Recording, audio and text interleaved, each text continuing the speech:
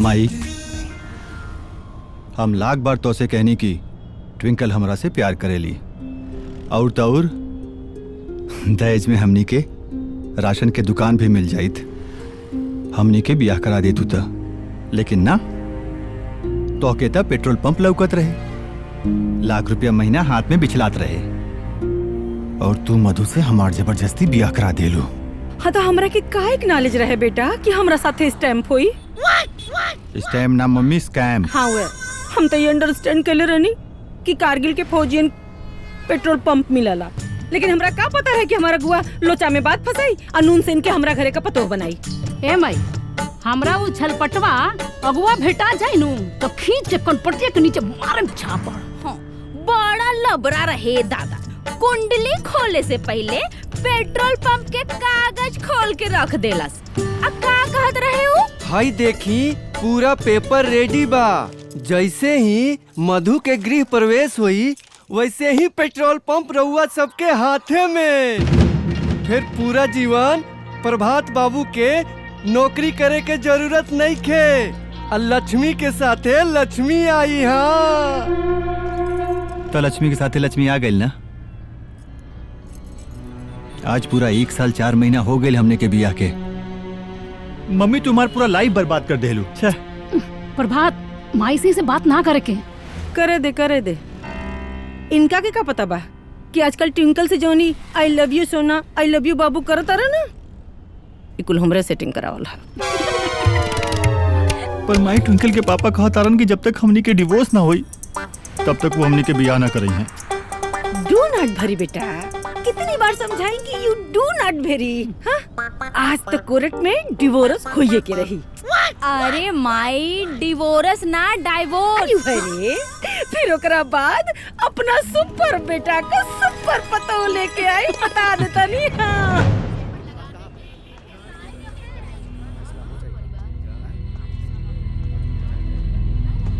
All set.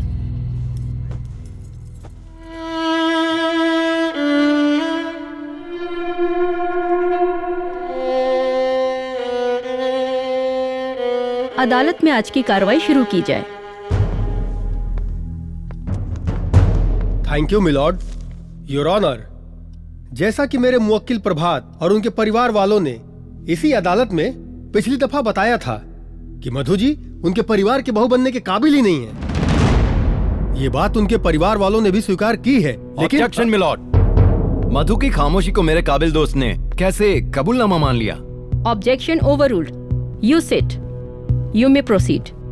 Thank you milord, your honour. Case बिल्कुल साफ है। 6 महीने पहले मेरे मुवक्किल प्रभात और मधु जी ने डाइवोर्स फाइल किया था, जो 6 महीने की अवधि आज समाप्त होती है। तो मैं अदालत से दरख्वास्त करना चाहता हूं कि बिना अदालत का वक्त जाया किए मधु जी को ये हुक्म दे कि तलाकनामे पर हस्ताक्षर करें, जिससे हमारी मुवक्किल मनोरमा देवी अपने बेटे की दूसरी शादी कराकर बहु सुख का लाभ उठा सके। योर ऑनर, मैं अपने काबिल दोस्त से एक बात पूछना चाहता हूँ कि जब मधु एक अच्छी बहू के लायक थी ही नहीं तो इन लोगों ने शादी ही क्यों करवाई? योर ऑनर, मैं अपने काबिल दोस्त को बताना चाहूंगा कि शादी विवाह एक पारिवारिक गाठजोड़ होती है। परिवार के मान मर्यादा को ध्यान में रखते हुए बहुत सारी बातें छुपा ली जाती है। योर ऑनर, इस केस में भी सेम टू सेम ऐसा ही हुआ।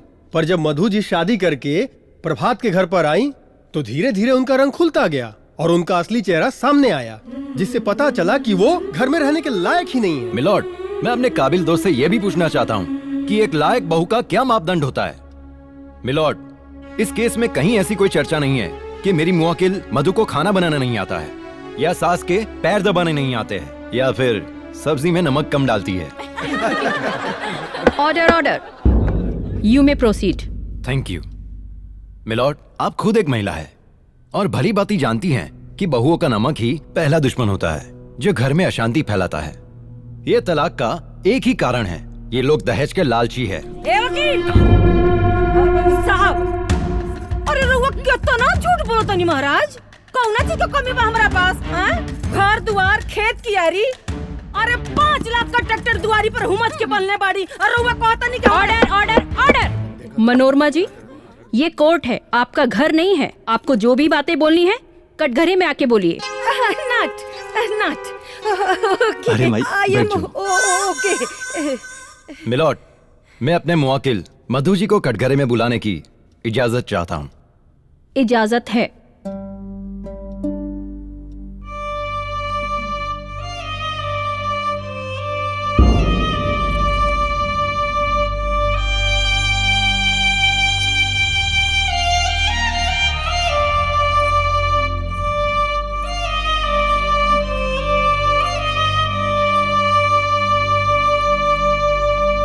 गीता पर हाथ रख के कसम खाइए, जो कहेंगी सच कहेंगी, सच के सिवा कुछ नहीं कहेंगी। मैं कसम खाती हूँ, जो भी कहूंगी सच कहूंगी, सच के सिवा कुछ नहीं कहूंगी। हाँ तो मधु जी, ये अदालत जानना चाहती है कि आपके ससुराल वाले क्या आपको दहेज के लिए प्रताड़ित करते हैं?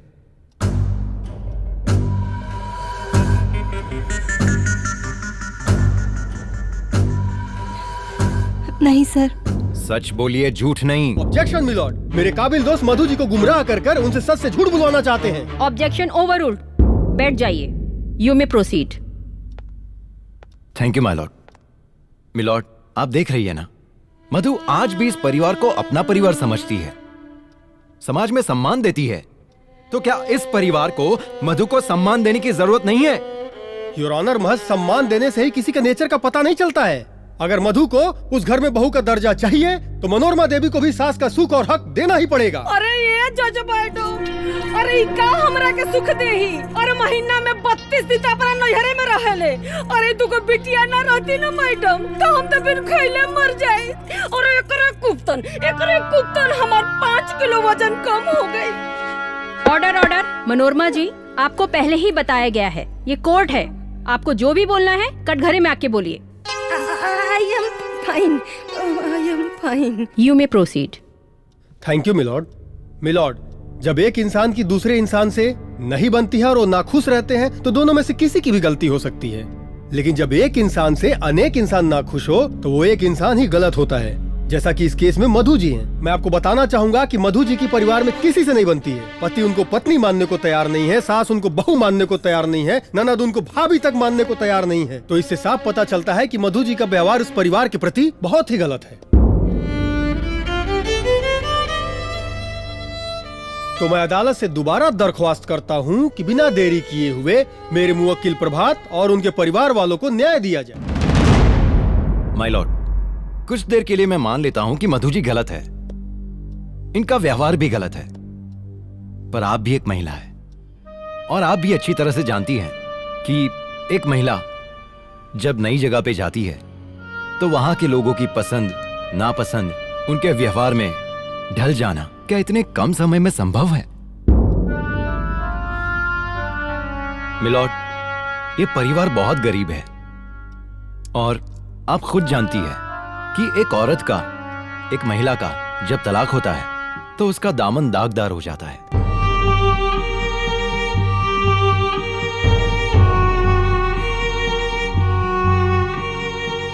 यह आप अच्छी तरह से समझती है।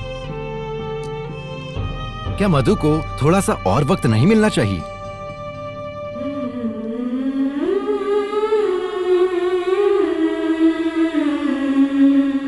आप दोनों लोग बैठ जाइए। मधु जी, माय लॉर्ड। आप भी बैठ जाइए।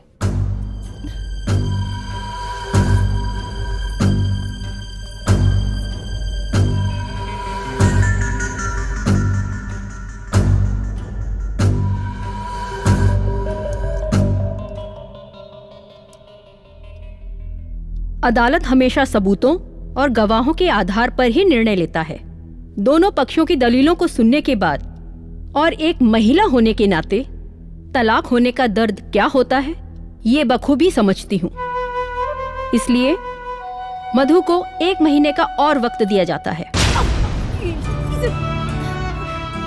अगर इस 1 महीने के दौरान अगर मधु अपने ससुराल वालों का दिल जीत लेती है तब तो ठीक है, वरना तलाकनामे पर हस्ताक्षर करेंगी।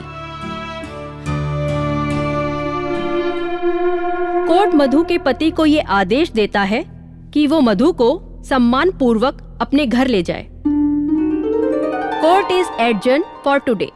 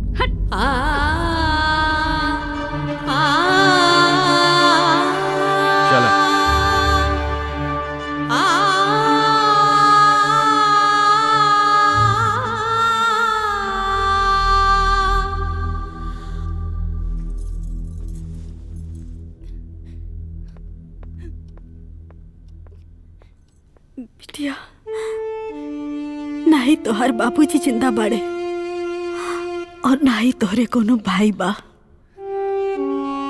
और हमार उम्र कितना बा।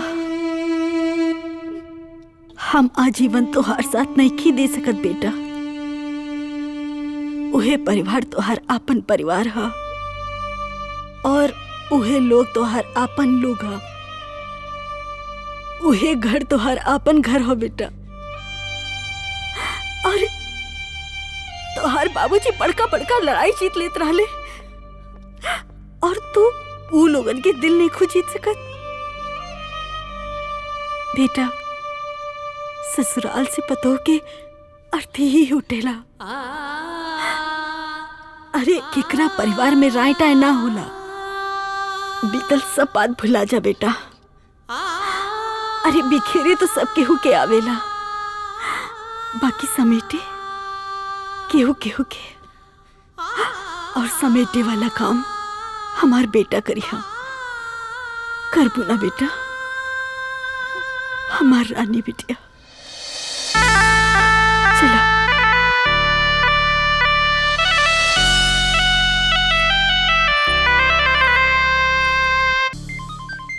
हेलो हेलो मम्मी जी, का भइल कोर्ट में? क्यों हमार फोन काहे नहीं के उठावत? और कोर्ट के फैसला का रहे? अरे बिटिया, कोर्ट के आदेश के हिसाब से उकल मुही ना हमनी के संगे 1 महीना और हमारे घरे में रही। ओह माय गॉड, 1 महीना और? अरे हमार बेटा को होके वाली सोना पतो, टेंशन ना मत। मम्मी जी काहे ना टेंशन ली, हमार होखे वाला पति के साथ हमार सौतन रही तो हमके काहे ना टेंशन होई। अरे डार्लिंग, 1 मंथ का बात है ना। अरे हमनी के ओकरा के इतना टर्बुल देवल जाई, इतना टर्बुल देवल जाई ना कि 1 मंथ का 15 डे में भाग के हमरे बेटा के डाइवोर्स पेपर पर साइन कर दे। ओकरा बाद अपना होखे वाली पतो के बैंड बाजा बजा के टेकिंग करे आई। By, thank you. अरे मनोरमा, कुछ तो लिहाज कर। अभी पतो आई लगी ओके भेजे के बात करे लगलू। अरे तनी का तनी लिहाज करी जी? हाँ? चुपचाप बैठी, अना तो अपन बेटा बेटी दामाद लेके हाउस लीव कर दे, अने तो ओल्ड मदर के लेके चुपचाप सिटिंग करा जा। ए माई, का करमजोली आ गई।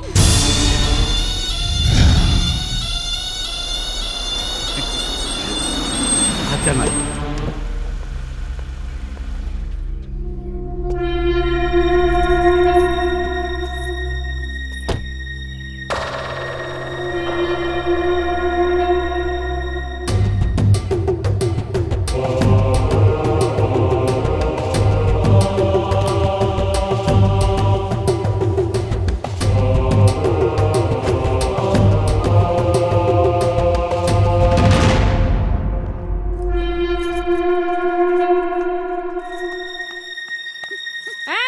ओजी का खड़ा बानी, चली भीतरी। रउरा के अलग से न्योता देवे के पड़ी का? जाई अंदर। चल रे।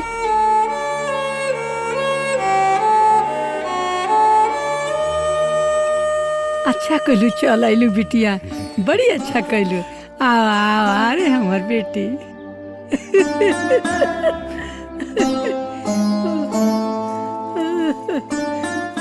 सौभाग्यवती बवा बिटिया, सौभाग्यवती बवा।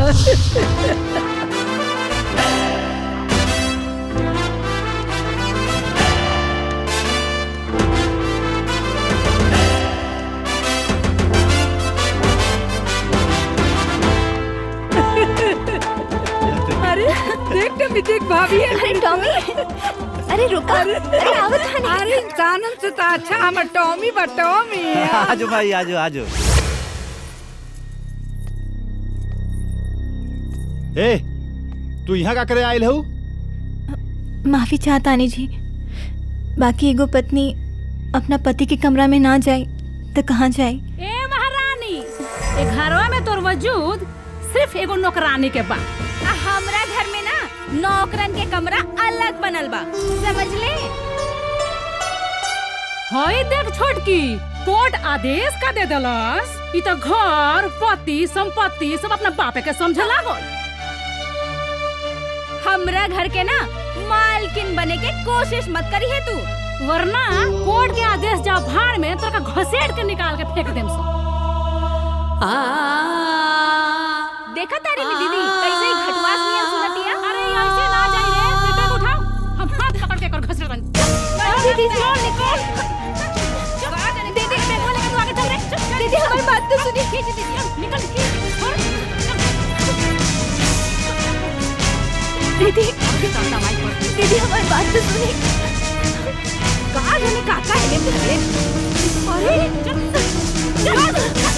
ओने जो ओन्नी छोटकी कोठारियां दिखाई देता, वो है तो हर जगह पर। ए जो ना रे, ताकत का मारे। लंका निश्चर निकर निवासा, यहाँ कहाँ सज्जन कर वासा।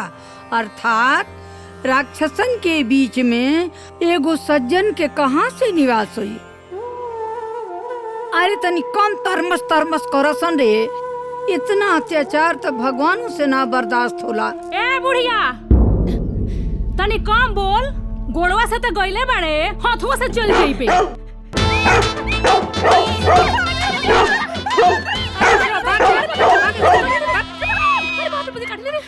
ए बिटिया, सपना लेके आइल बड़ू तो ये समस्या से तो तर लड़े ही के पड़ी न बाबू।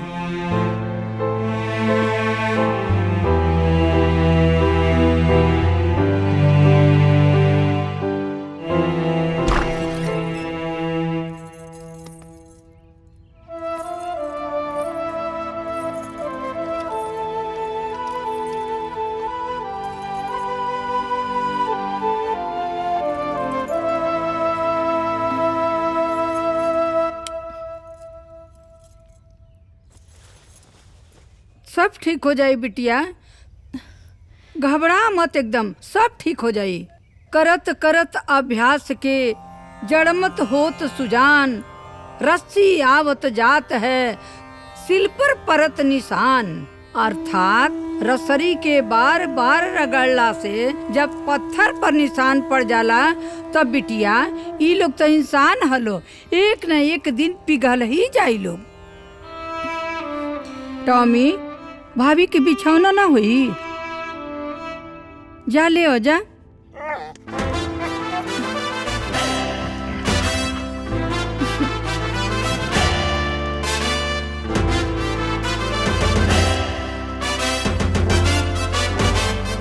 आवा घुसावत तनी तोरा के रूमे में, ऐसा न नाच नचाइब ना।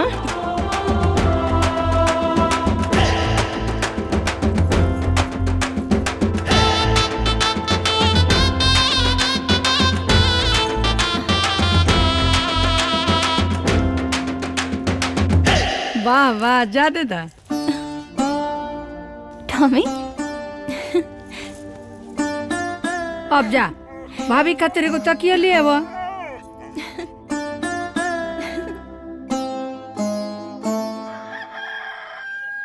ए करम दलिद्दर, अरे मुझौसी मार गली का रे। आओ तानी माँ जी। अरे आओ तानी, आइबो करबू।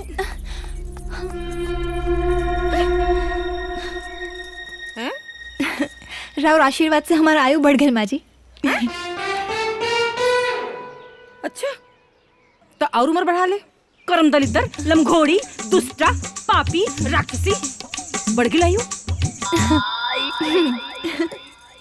रंजितवा अरे रसमवा हाँ माई आ गई नी सन घर में नौकरानी आ गइल बे जतना काम हो कुल करा तोहनी के तो पहले ही से तैयारी करके आइल बड़ा सा हैं माई शेर तो बिटिया सवा शेर दुआओ रे लाखों में एक भी हमार नथिन पतो केहू कैसन ना हुई केहू के ना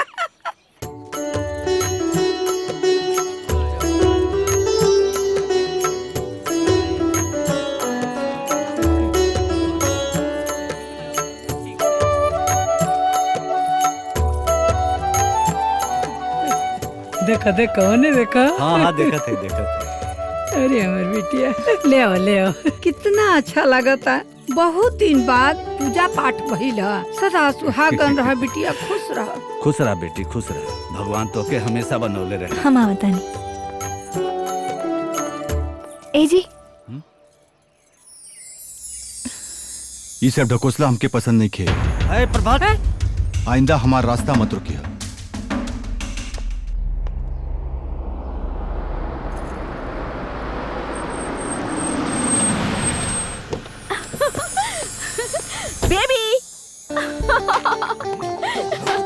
टिकल आजा आजा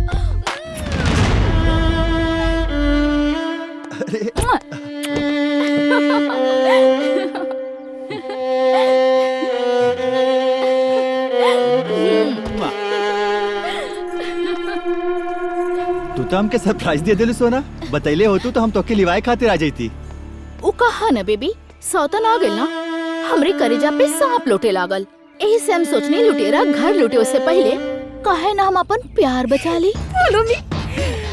अरे हमारो के वाली नमीना पतो हमारा अनबान सान हमारा आँखी का पुतरी तो के देख के तो हमार करेजा जुड़ा गल बिटिया हमरो जुड़ा गए लेकिन केहू के देख के हमरा करेजा में सन तीर चुभता कि पूछी मत अरे तीर चुभे चाहे भाला चाहे केहू मरे या जिए हमनी को ऐसे का करे के डार्लिंग तू चिंता मत कर ए घर के सिंहासन पर खाली तोहरे राजवा ओ दीदी लव यू मम्मी हम साइड पे जाके आवतानी सोना जल्दी आ जाइए बाय चल तोरा के आराम के बड़ी जरूरत बा थकल हो एक मिनट सुना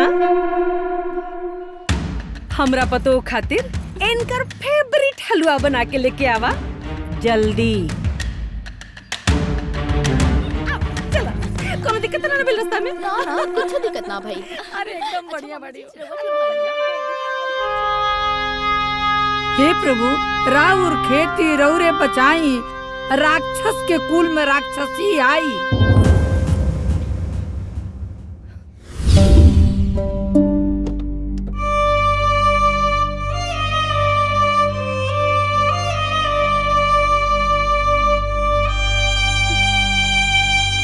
हमरा पतो खातिर इनकर फेवरेट हलवा बना के लेके आवा जल्दी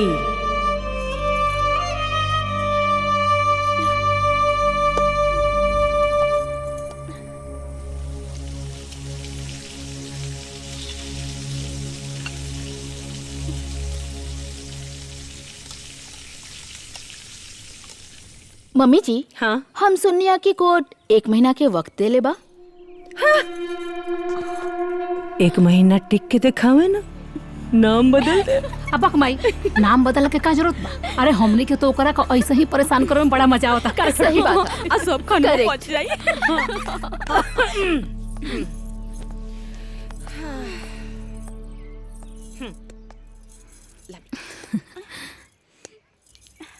अरे हम लोग के दा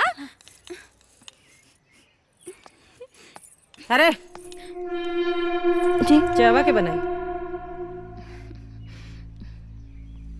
वो बना देता नहीं इला हमरा तरफ से 1 चम्मच खा हमरो तरफ से अरे भाई हमरा तरफ से भी हमरा सुपर सुपर पतो के मजा आ गल भाई एक कमीनी के ना कितना बड़का काम था लपस से कई चल होइले अरे एकर स्पीड में तो तनको ब्रेक है ना हो। मम्मी जी हम आ गइल बानी ना, एकरा स्पीड में ना हम ब्रेक लगाई।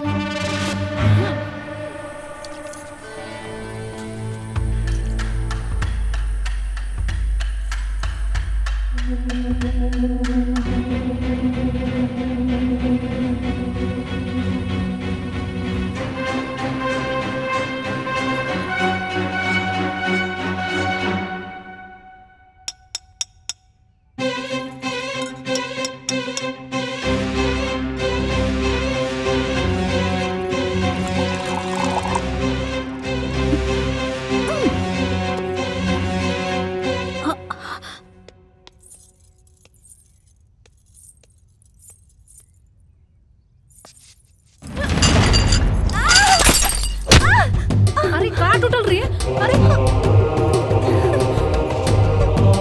अरे कार टूटल।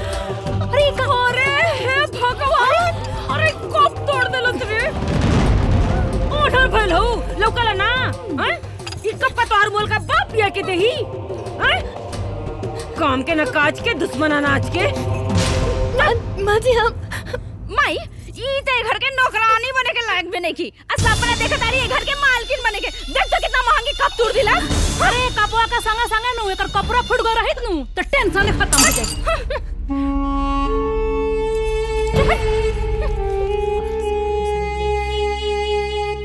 लगा देनी ना स्पीड में ब्रेक। हाँ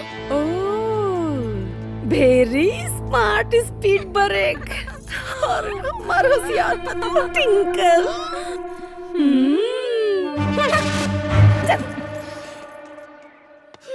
ओहो, अरे हमरा बिटिया के ओहो, अरे एकनी के हाथ चूचा लकवा मार देवे एकनी के हाथ में। ए बिटिया एगो बात बताई, ई कुली जान बुझ के कइले बड़ा सन। काहे खातिर? तारा के निकाले खातिर। हाँ इहो तो हमार किस्मत के दोष बना दादी। किस्मत के? ई किस्मत के दोष नहीं खे, ई धर्म अधर्म के लड़ाई है। तू जाना तारुनु, जब महाभारत के युद्ध भइल रहे ओकरा में कृष्ण भगवान अर्जुन के रथ के सारथी बन रहे। समझ लू, तहरा ये धर्म के लड़ाई में हम तहरा रथ के सारथी बनब। हम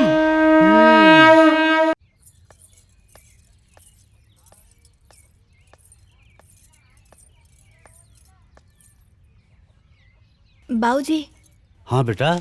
हलवा खा ली। हाँ लिया लिया।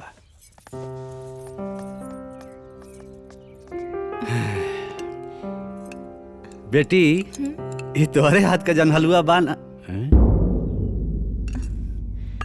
ई का भइल? ओ किचन में काम करत रहनी ना, तब पैर फिसल गए, गिर गई नहीं। बेटी हम सब समझता नहीं, ये सब यही लोग का बदमाशी बा। हाँ भगवान हो एकर सजा ये लोग के जरूर दी है। ये बेटी हम तो चुप ए लिए बानी कि घर का एकता बनल रहे। अगर हम कुछ बोल देव ना तो एक घर में कलह मच जाई। बेटी तो तकलीफ देख के हमके दुख होता, फिर भी कुछ कर ना पावत है। हमके माफ कर दे बेटी। ना ना बाबूजी, ये का करता नहीं, ऐसा मत करी।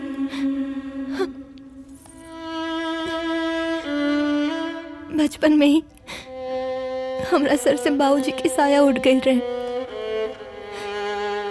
होकर कमी रवा ही तो पूरा कहीं नहीं। ये घर में हमके राव, दादी जी और टॉमी के प्यारी तबा जौन जिंदा रख ले बा।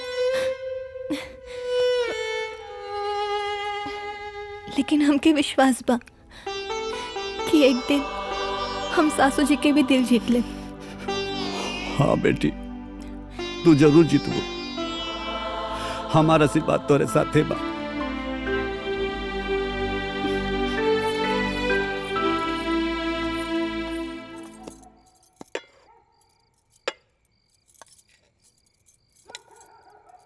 टॉमी।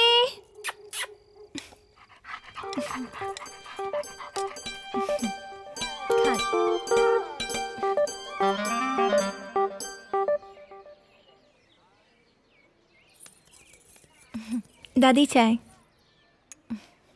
हम वहाँ के चाय देख के आवता नहीं। ए बिटिया सुन सुन सुन, बिटिया सुन सुन। का दादी? अरे झुक ना। दादी का करता नहीं? अरे रुक ना। दादी ट्रे रखला पर पल्लो गिर जाए ना। अरे तो ये तो हम चाहता नहीं है। अरे झुक बिटिया, तनी झुक ना। अरे हिन झुक ना। एगो चौपाई है सुन। 4 बांस 24 गज, अंगुल अष्ट प्रमाण, ता ऊपर सुल्तान है। कहा चूक चौहान। हाँ जो जो।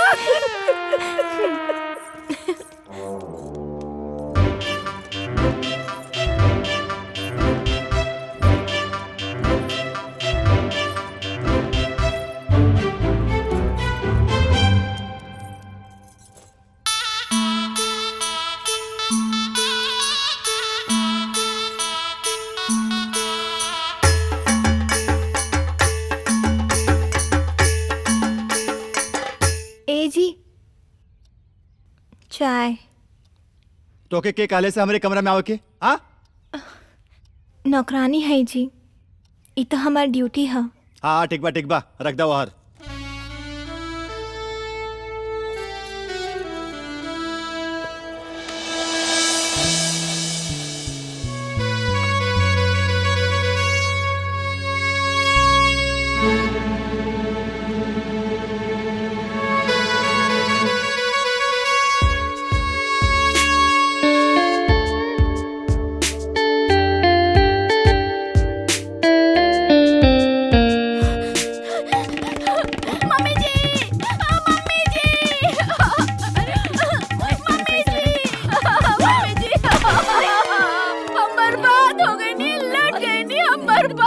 जानू सोना, जिंदगी बर्बाद हो गई हमार बाबू सोना।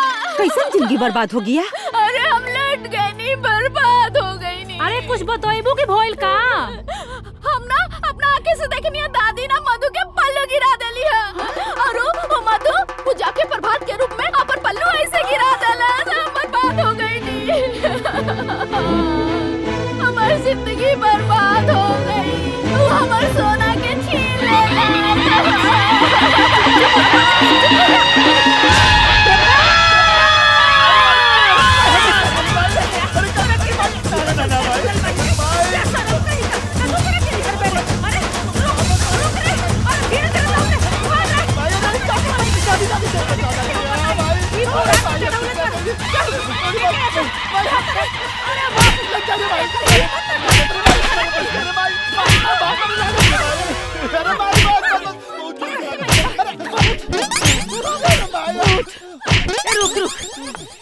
कैसे तोरी मत पड़ा? बुद्धि हेराइल बा, पगलाइल बड़ते। तू कैले कैसे? अरे भाई हम कुछ ना कैलिए, कुल मधु कैले से। झूठ बोला करे। का रे? हमनी के तोर ट्विंकल से बियाह कराव का इतना मेहनत करता निसन, अते हमनी के मेहनत पानी फेर दरे। जोई जोई सगुन जान की होई, असगुन भयउ रावण ही सोई। अर्थात जो जो सगुन जानकी को हो रहा था, राक्षसों के लिए वो असगुन हो रहा था।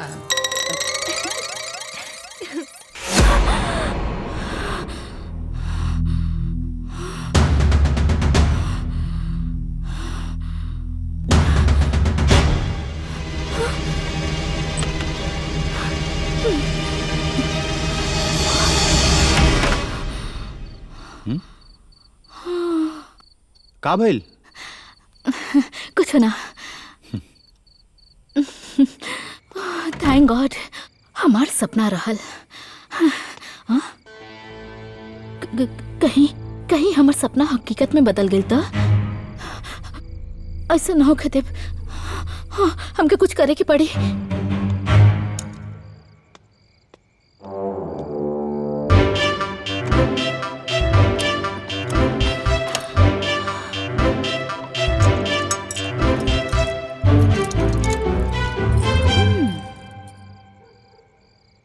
रहल हमरे प्यार के पहरेदार।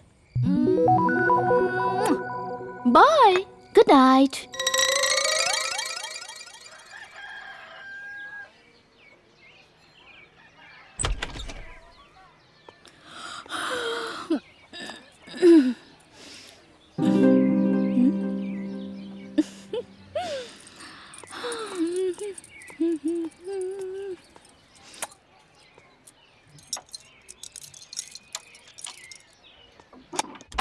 गुड मॉर्निंग बाबू।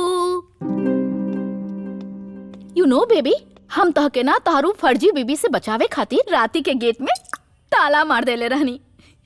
Because I love you so so so मत ना यार। प्रभात रुका बताओ थी।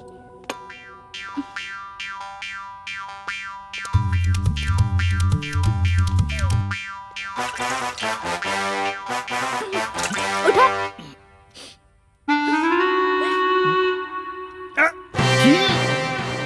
ई पानी ना हो। रात में क्यों हमारा दरवाजा बंद कर देले रहलस? इसे हम ई जग में सुसु कर देले रहनी।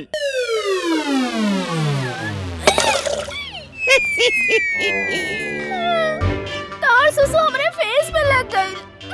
इतना भी क्यों सुसु करे लगा? वो मग भर के तू तो फेल कर देला। Shut up. फेल कर देला, पूरा दिमाग खराब कर देला। बाबू बाबू सुनो ना, सॉरी यार। बाहर में गई तो बाबू यार गुस्सा मत करो बाबू। बाबू सॉरी कहानी ना। प्रभात प्लीज सॉरी बोल रहल बानी ना। प्रभात का सॉरी? का सॉरी? हाँ, यही जग का है नजराना, जैसा करना वैसा पाना। अर्थात दादी माँ? अर्थात यही जग के है नजराना, जे जैसन करी वैसन पाई। बुझाइल? बोलो राधे राधे। राधे राधे। तो अरे सोना। अरे जा जा जा।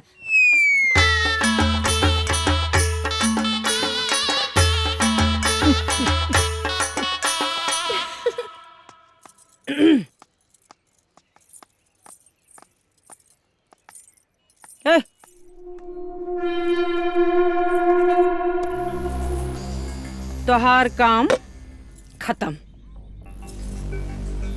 कोर्ट के देवल 30 दिन का आदेश आज खत्म हो गई। और जज मैडम का कहले रहनी याद है ना? हमनी के दिल जीते के बा। उ तो भैल ना, और होखे भी ना। बोरिया बिस्तर बांध, साथे कोर्ट चल। वही से तोर विदाई हो जाए।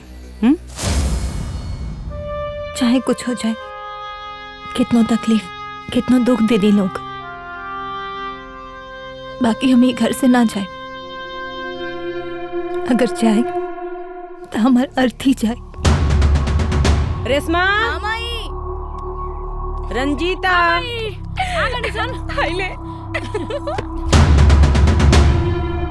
एकर अर्थ ही जाए। यहाँ से कोर्ट नहीं के जाए। हाँ ना जीबू ना, ना जीबू ना कोर्ट। और क्यों जाए? और क्यों जाए? और क्यों जाए? अरे माई, अरे आज ये कहां मर रहे हैं? तेरे रोक के बस। अरे अपने से वो की जाए।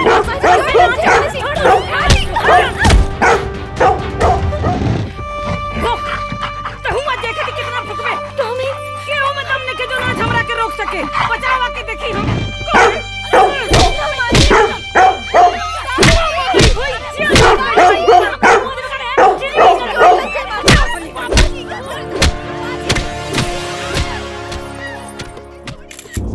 केस नंबर 229/23 हाजिर हों।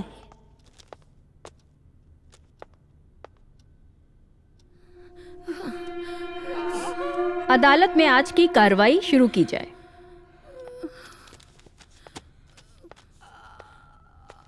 Thank you milord.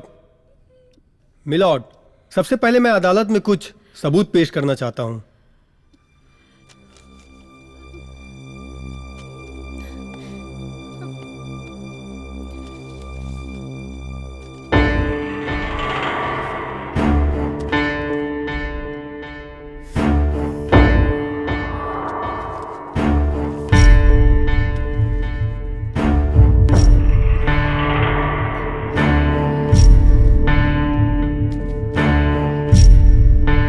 may proceed. Thank you your honour. अब मैं सबसे पहले इस अदालत के कटघरे में मनोरमा देवी को बुलाने की इजाजत चाहता हूँ। इजाजत है।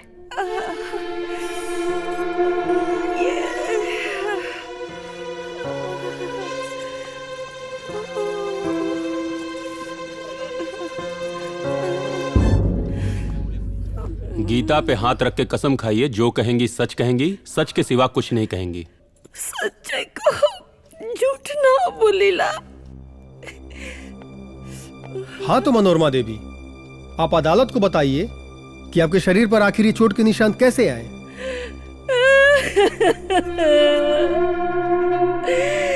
अरे जज मैडम, जज मैडम, अरे गतरे गतरे मार के दहिया फरलस मैडम जी। अरे पतोहिया के रूपवा में टाइन भेजलू मैडम जी। हम ही के नाई हमरे लड़कियन के मार के कुचले। हाँ मैडम जी, हाय देखिए हमार कपार फोड़ दिलस, हाय देखिए हमार हाथ। ऑर्डर ऑर्डर, देखिए हमार। You may proceed. Thank you milord.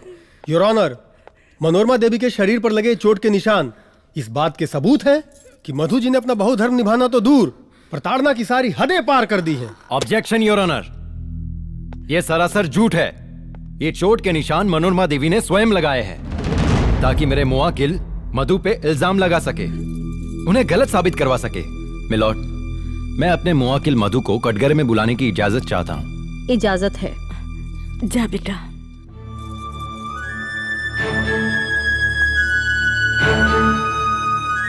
अरे जज मैडम, एकरे भोली सूरत पर मत जाइया, एकरे मिर्चू बनिया पर मत जाइया मैडम जी, हमारी की जिंदगी बर्बाद हो गई।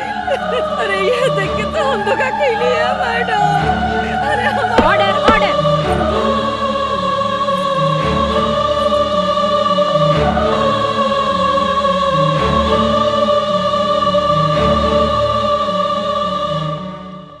गीता पे हाथ रख के कसम खाइए, जो कहेंगी सच कहेंगी, सच के सिवा कुछ नहीं कहेंगी। मैं जो कुछ भी कहूंगी सच कहूंगी, सच के सिवा कुछ नहीं कहूंगी। मधु जी, आप पे बहुत सारे इल्जाम लगाए जा रहे हैं, सच्चाई क्या है आप बताइए। जज साहिबा, ये झूठ बोल रहे हैं, मैंने कुछ नहीं किया है, मुझ पे झूठा इल्जाम लगाया जा रहा है। मैं सच कह रही हूँ, इन्होंने खुद अपने आप को मारा है। मैं तो इन्हें अपनी माँ जैसे मानती हूँ और नंदो को अपनी बड़ी बहन। ऑब्जेक्शन मिलॉर्ड, ये सरासर झूठ बोल रही हैं। ये सच बोल रही है। अगर ये सच बोल रही हैं योर ऑनर, तो क्या मेरे काबिल दोस्त के पास इस बात का कोई सबूत है? मधु जी अपने आप में खुद एक सबूत है। योर ऑनर, हर गुनाहगार अपने आप को बेगुनाह ही बताता है। नहीं जज साहिबा, मैं सच कह रही हूँ, मेरा यकीन करिए, मैं झूठ नहीं बोल रही। योर ऑनर, मैं मधु जी से कुछ सवाल पूछने के लिए आपसे इजाजत चाहता हूँ। इजाजत है। Thank you milord. मधु जी, सबसे पहले मैं आपको बता दूं कि कोर्ट भावनाओं के आधार पर नहीं चलता। कोर्ट को अपना फैसला लेने के लिए सबूत और गवाहों की जरूरत पड़ती है।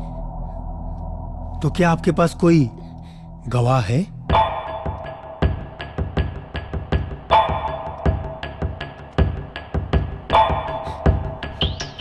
कोई सबूत है? Point to be noted milord, Madhu ji के पास ना कोई सबूत है, ना ही कोई गवाह है, और इनकी खामोशी ही इनकी सारी बातें बयां कर रही है। जज साहिबा, मधु जी ने जो बर्ताव अपने परिवार वालों के साथ किया है, शायद ही कोई बहू अपने परिवार वालों के साथ ऐसा करे। ये किसी भी परिवार के काबिल ही नहीं है, ये बहू बनने के ही काबिल नहीं है।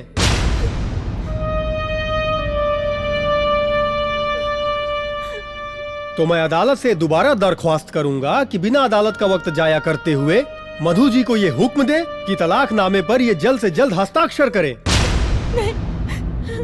ठीक है, आप बैठ जाइए। जी।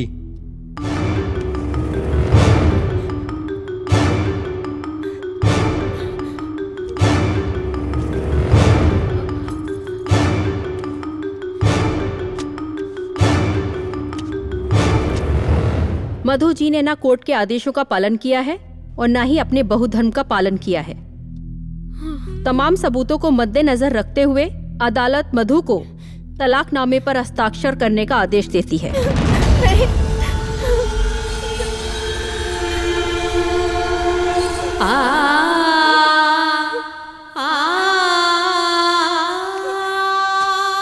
जज साहिबा, मैं कुछ कहना चाहती हूँ। इजाजत है।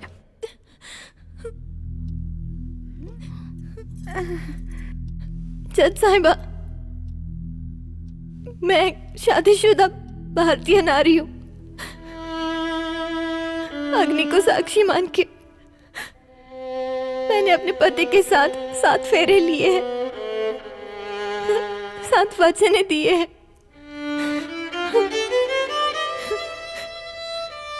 7 जन्मों तक साथ निभाने की हम दोनों ने कसमें खाई है। लेकिन मेरा साथ तो इसी जन्म छूट रहा है, वो भी इंसानों के बनाए हुए नियम, तलाक से। जज साहिबा, आप भी एक औरत है, एक औरत का दर्द समझ सकती है। एक सुहागन से उसके पति का साथ छूटना मौत की सजा से कम नहीं है।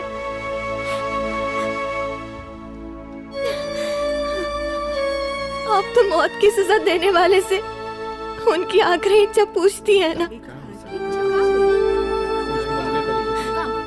क्या मुझसे मेरी इच्छा नहीं पूछी जाएगी?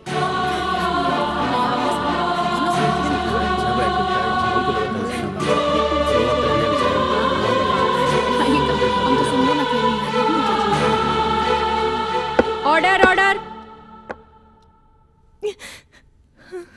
आपकी आखिरी इच्छा क्या है?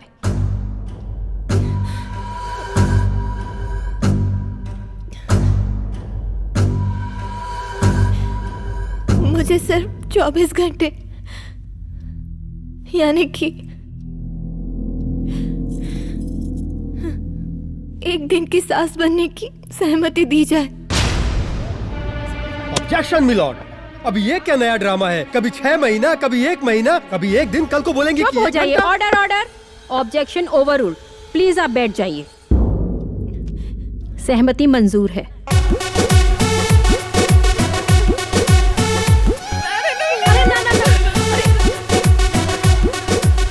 अरे जज मैडम, वही तो हमनी के जिंदा बनी जा। एक दिन का मौका मिली ना तो मार दे हमनी के। Order order. कोर्ट आपके परिवार की सुरक्षा के लिए पुलिस प्रशासन से पुलिस सुरक्षा मुहैया कराने का आदेश देती है, जो आप दोनों पर नजर रखेगी।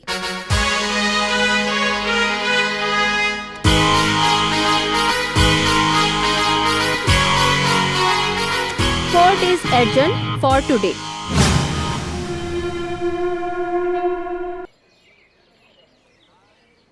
कभी आर कभी पार लगती रे नजर।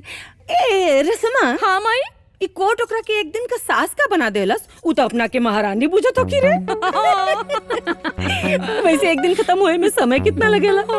अरे सूरज निकलल दिन, सूरज डूबल रात, दिन खत्म। कभी आर कभी पार लगती रे नजर।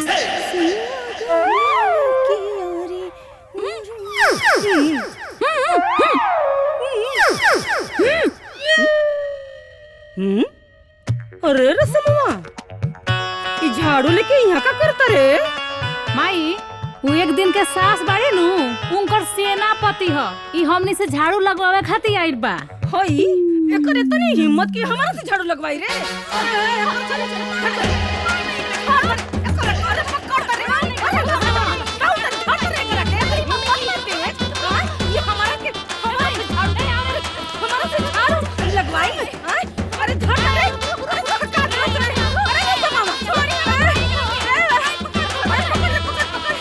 You are under arrest. ए, सरकार अरेस्ट कर ले बा।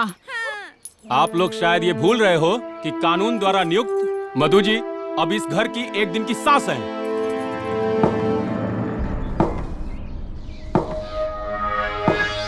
कितने आदमी हैं? 1 2 3 4 चार। आदमी 4 और काम कुछ भी नहीं। बहुत लापरवाही है।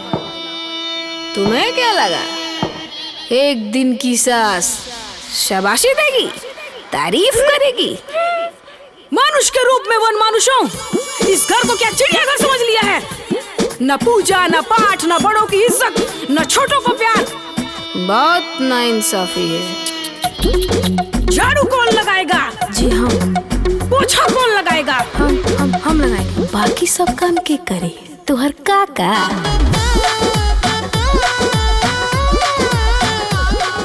बाप रे बाप, एकदम टाउचर करके धइले बे। हमरा पेट में चूहा होत रे माई। ऊपर से नो फूड ओनली वर्क। हमने के अपन खाए का निकाल के ओकरा खाए का में जमाल घोटा मिला देबे के। हां, 1 मिनट।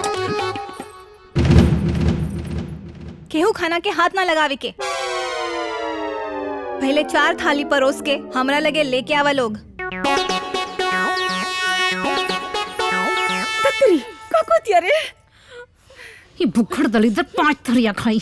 भगवान जाने हमने के खाना मिले कि ना मिले। रोटी ले तो हम रुक। मम्मी जी ने रखा थी रोटी। You are under arrest.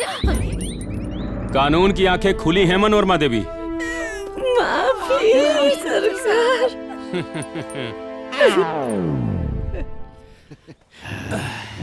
का हो? इत कमाल हो गई हैं? मेहरारू से पहले हमनी के खाए के मिला था। आज के दिन मौका मिलल में चाप के खा लिया जाए। दमाद जी ये सब ना एक दिन के सास का कमाल है।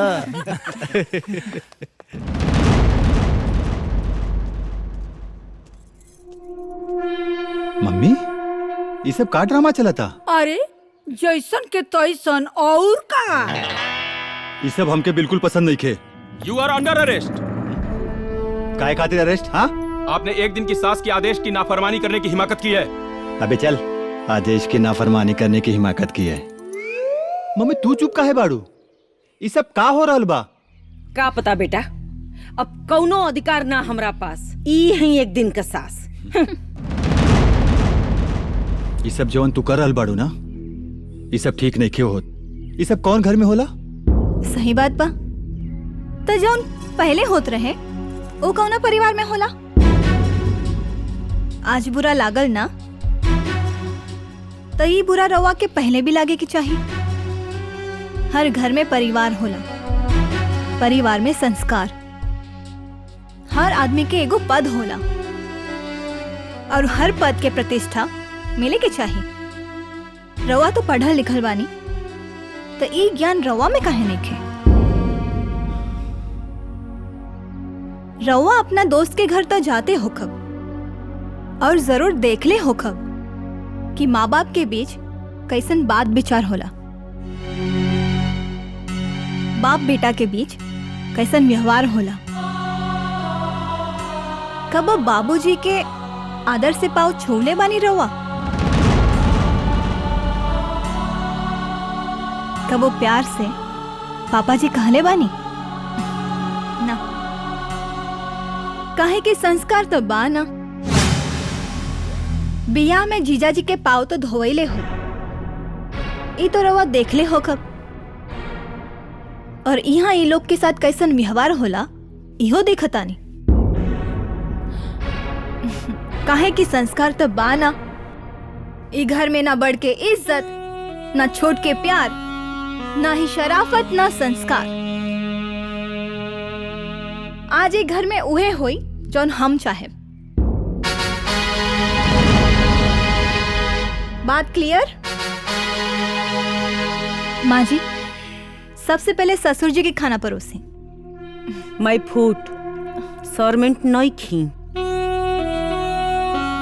वहाँ के राउत पति है। दुनिया में हर पत्नी अपना पति के खाना परोसी नहीं तो का नौकरानी होली। माई परोस दे, एक ही दिन चलते चलाई। काल से तो हमने अगर रात चले जो।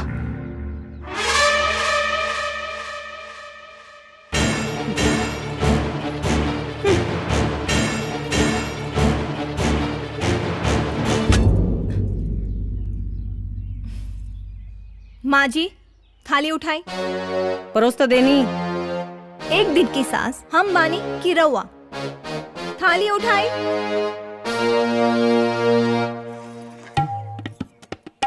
प्यार से रखी। वहाँ की राउत पति है और पति परमेश्वर होला। प्यार से रखी। चली।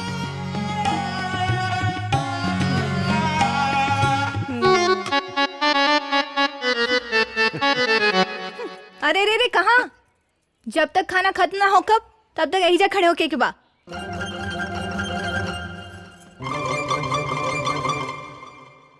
ए जी सुनी, एक मिनट। कहल जाला कि दादी के प्राण पोता में बसेला, तो फिर पोता के भी तो कौनो फर्ज होला ना। आज दादी के खाना रवा परोसे।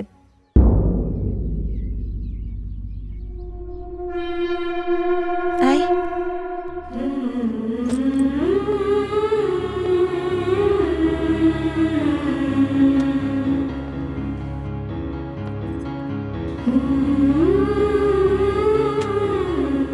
एगो बात बताई, रवा कभी दादी के साथ बैठ के दो बात प्यार से बतियौले बानी? ना नो। कब पोता बन के दादी के साथ प्यार के लिए बानी? ना ना। तो आज दादी के पहला निवाला रवा अपना हाथ से खिया।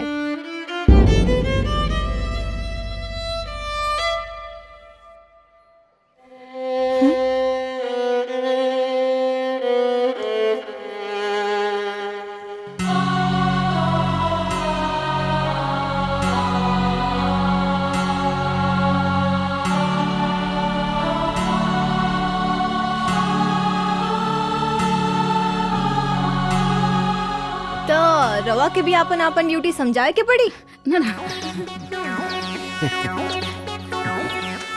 एक दिन के सरकार बचमचा ठोस ले, काल से तब पिटा ही के बा।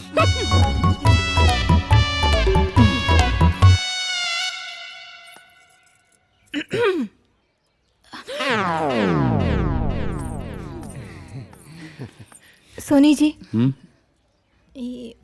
अब का तो हूँ कि अपने हाथ से खियावे के पड़ी? ना जी, भले ही रिश्ता नाम के बा, बाकी हमरो पूर्व जन्म के कौनो पाप रहे कि हम इस सबसे वंचित बानी। भले ही काले हमनी के तलाक हो जाए, लेकिन आज तो हम राउर पत्नी के पद पर बानी। यही हिसाब से हमरो भी फर्ज बनता। आई खाना खा ली।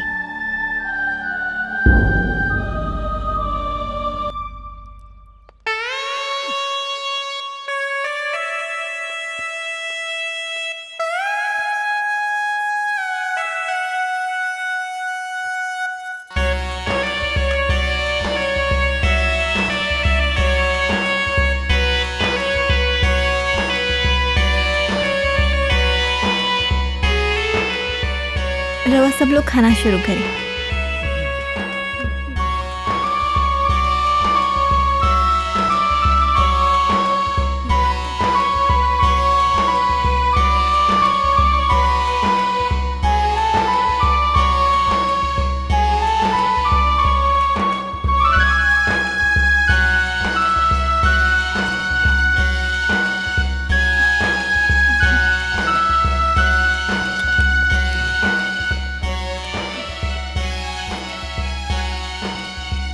एक मिनट।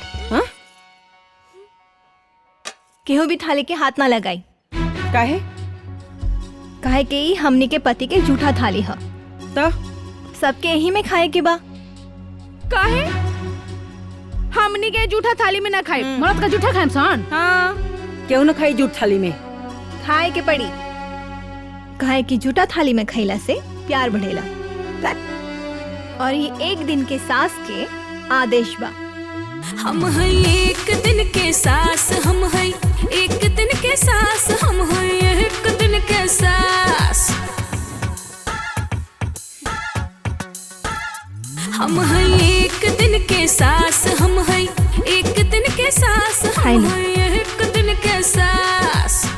माताओं एवं बहनों, आप लोगों के सामने एक दिन की सास विराजमान है और आप सबसे अनुरोध है कि कृपया इनके आदेश का पालन करें, वरना कोर्ट के आदेश की अवहेलना होगी और मजबूरन हमें आप लोगों को गिरफ्तार करना पड़ेगा।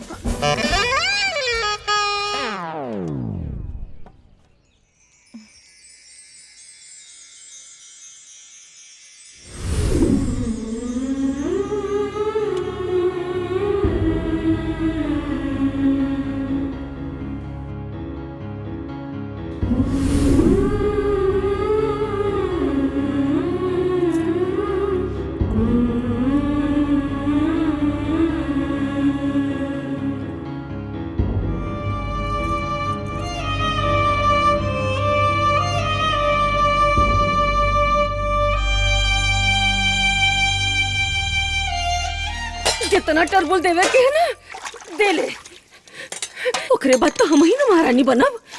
हाँ माई, ओकरा के नुकोट से फांसी दिवई। का सोच ले रानी, का हो गई, हमारी जिंदगी बर्बाद हो गई। अरे डार्लिंग, तुम अपनी मम्मी को कुछ मत बताना, नहीं तो हम लोग का इंसल्ट हो जाएगा ना।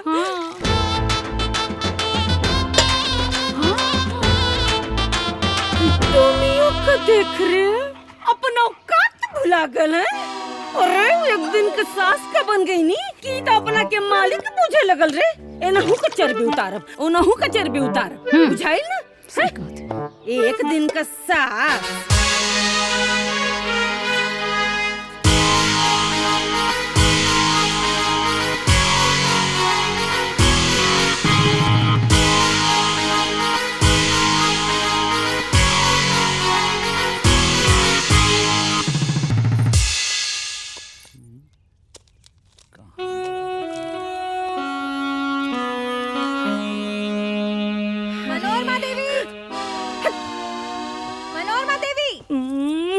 जी सासू माँ।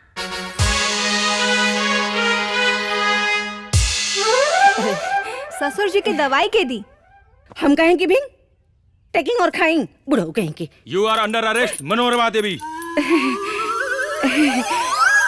हम हैं एक दिन के सास, हम दे एक दिन के सास, ससुर जी के दवाई हम दे, हम दे। हम हैं एक दिन के सास, हम हैं एक दिन के सास, हम हैं एक दिन के सास। अरे मुँह दे दिया, काम कराओ रे दादा।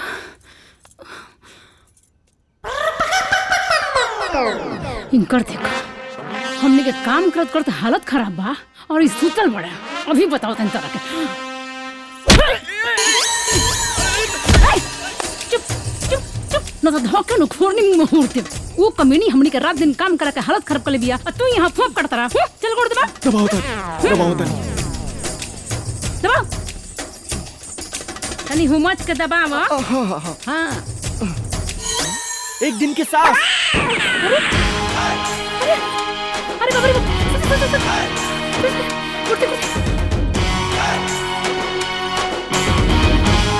अरे दादा, हाँ एक दिन के सास तक काम करा करा के मुआ देलस। अरे बाप रे। हमार चाय पिए के मन करता, चाय ले आवा। सुनात नहीं के, चाय ले आवा। अरे अब भी तक काम करके आई नहीं है जी, काम करके हमारा हाथ दुखा गए, हम ना जाए चाय बनाबे। कहा चाय ले आओ। चाय पिया है? एक कप का है, 2 कप चाय पिया होता नहीं है। 2 मिनट रुक जाए, अब भी चाय पिया होता है। चाय पी, समझ में नहीं आवत का जीजा जी के चाय चाहिए।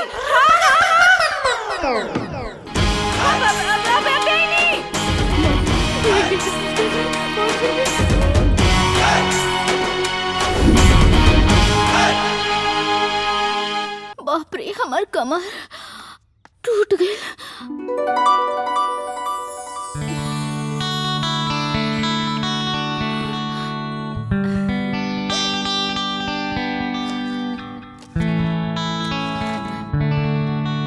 हैप्पी बर्थडे माय स्वीट हार्ट ट्विंकल। आज हमार बर्थडे है, हमें के नहीं के पता, हमरे जानू के पता है।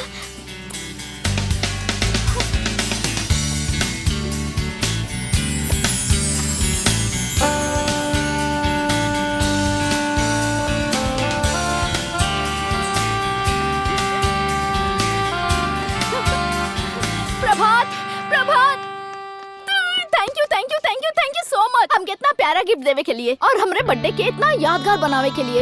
और तो के पता है हमके ना अपन बर्थडे यादे ना रहे। Thank you so much. अच्छा सुना, हम अभी रेडी हो क्या उतरी, ठीक है? बाय बाबू, लव यू।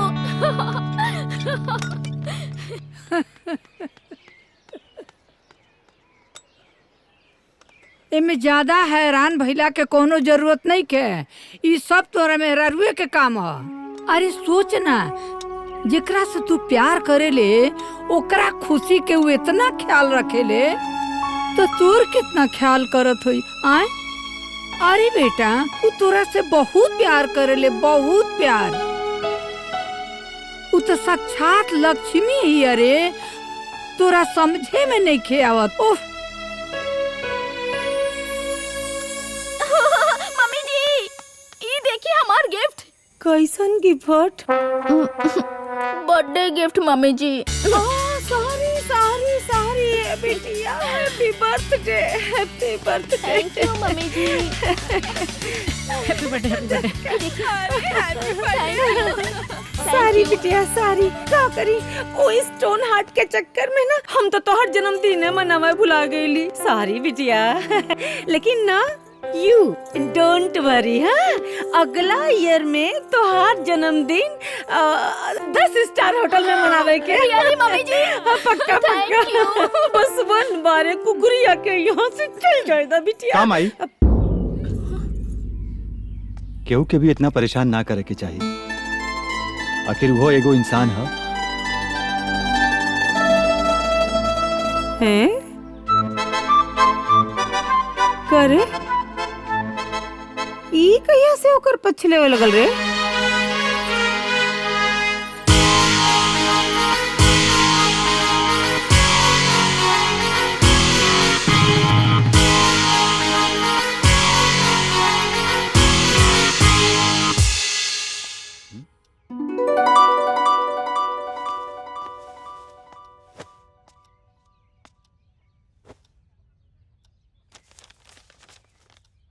सुनी जी, रवा भले हमके अपना जीवन में पत्नी के स्थान ना देनी,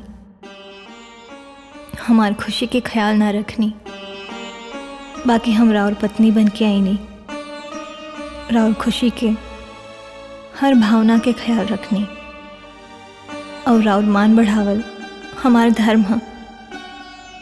और जबले ईजा बानी हम अपन हर धर्म निभाए। राउर पसंद के खीर बनवले बानी, खा लें।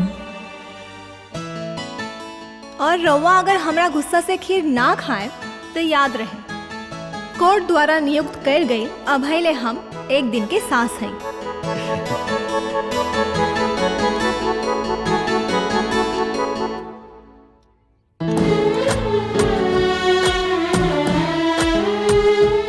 अरे हमार जिंदगी बर्बाद हो गई।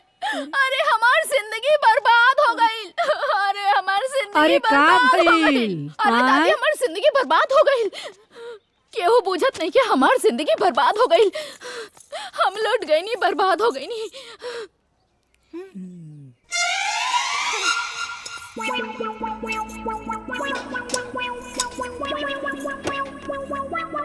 सुन सुन, तू का बर्बाद भइलो?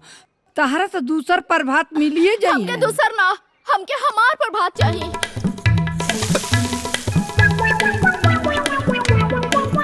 हमारी जिंदगी बर्बाद हो गई। अच्छा रुको रुको रुको रुको, परेशान मत होखा। आवा बैठ। दादी, हमारी जिंदगी बर्बाद हो गई।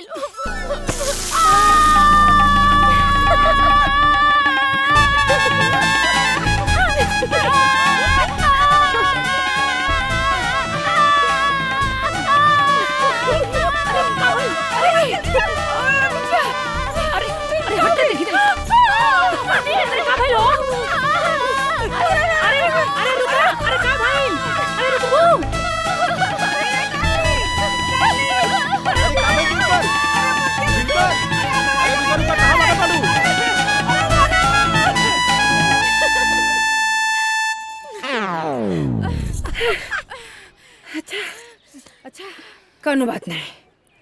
एक दिन के साथ से पहले निपट लेवल जाए, फिर ओके मना के बुला लेवल जाए। हम हैं एक दिन के साथ।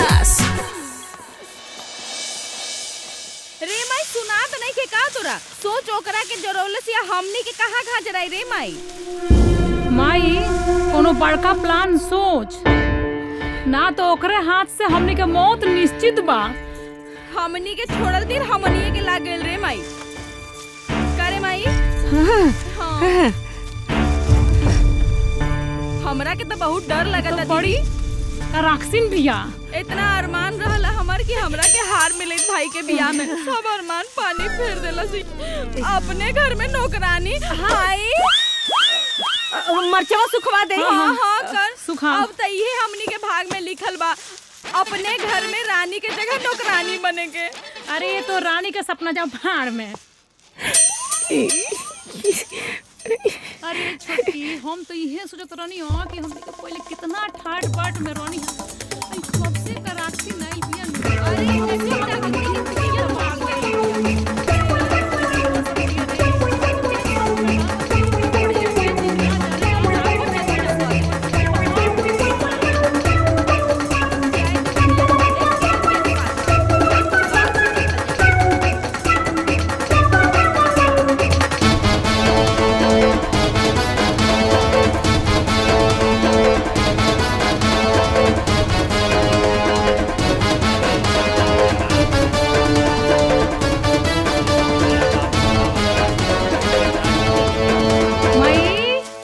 अरे बोलत काहे नहीं खिस रे? तोरा के साफ सूंघ गइल बा का? माई अरे माई कहाँ गइल रे? अरे अरे माई कहाँ चल गइल रे?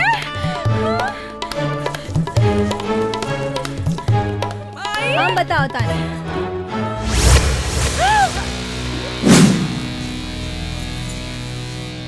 दिखाओ तानी।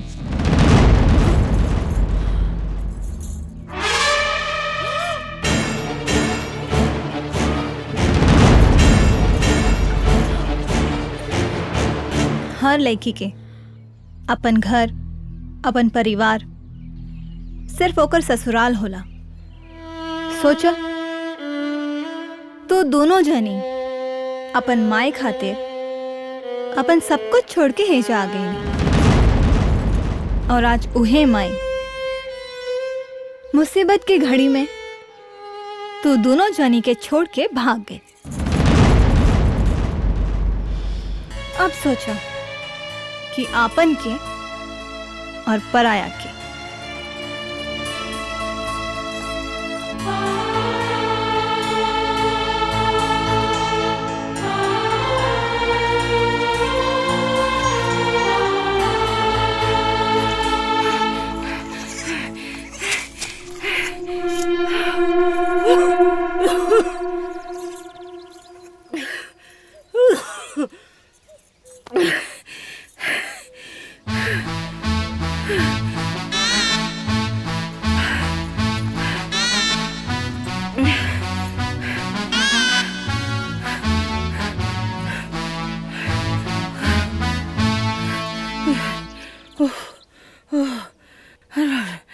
अरे बाप,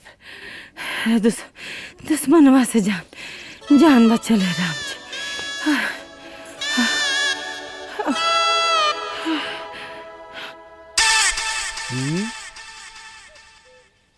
का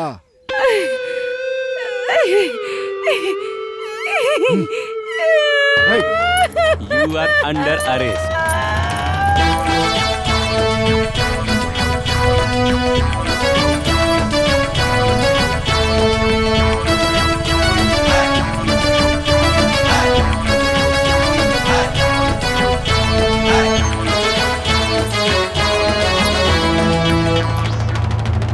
जाई और सुनी माता जी, आज के बाद भागे के कोशिश ना करें, काहे से कि यहाँ एक दिन के सास के शासन काल चला था। बुझाइल, अब जाई। का हो भागत रहलू है?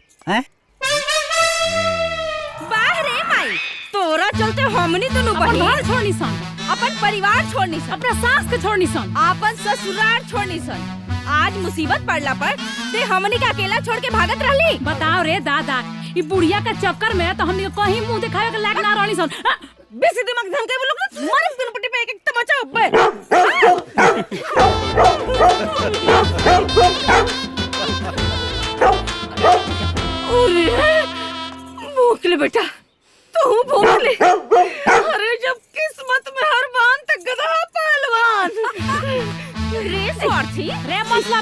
ऐसन मतारी से हमनी के कोनो लेना देना नहीं थे। चल दीदिया। ये कहा तारी अरे ए रंजिता, बड़की छुटकी। अरे बात सुनो रे। टॉमी नहीं, घर में जा चलो। का हो जा।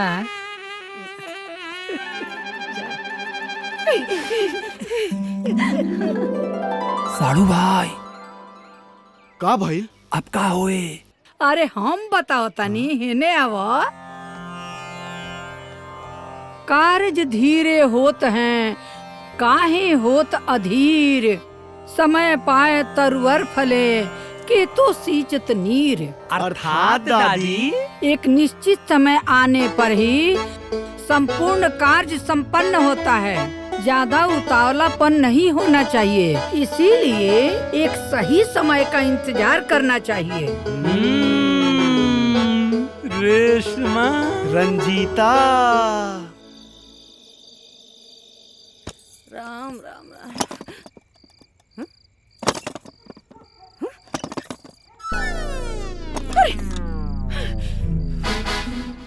बेशरम, हमर कमरा हथिया बतिया। देखा एकर हिम्मत, ये हमर कमरा हथियाई। रह बताओ तनी तोरा के हम कमरा हथि बेटे, कमरा हथि बेटे, बताओ ती तोरा के हम अच्छा कहते रे। और पागल बना के धरी बड़ी तो हमरा के कमरा में ताला बंद करी। You are under arrest.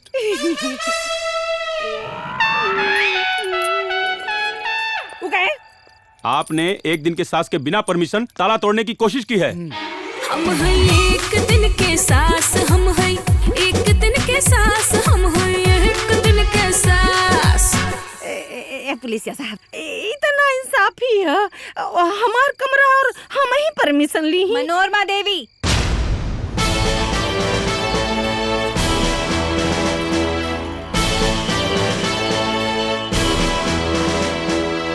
भले तू पति पत्नी के अलग रखे के रिवाज जाने लो, बाकी हम ना। आज से तोहार कमरा ससुर जी के कमरा हो।